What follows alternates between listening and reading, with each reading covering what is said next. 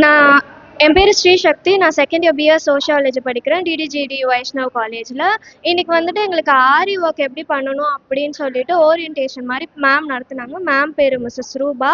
அவங்க வந்துட்டு எங்களுக்கு எப்படி வந்துட்டு ஆரி ஒர்க் பண்ணணும், நூல் வச்சு அந்த நாட் போடுறது, எப்படி லைன் போடணும், பாக்ஸ் போடணும், ரவுண்ட் போடணும், அந்த மாதிரி எல்லாமே சொல்லி கொடுத்தாங்க. ரொம்ப எத்தனை வாட்டி டவுட் கேட்டாலும் மேம் வந்துட்டு எத்தனை வாட்டி கேட்டாலும் சலிக்காம சொல்லி கொடுத்தாங்க.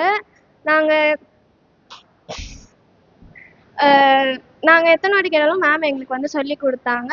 அதே மாதிரி எங்களுக்கு பண்ணியும் காமிச்சாங்க. நாங்களும் நிறைய கற்றுக்கிட்டோம்.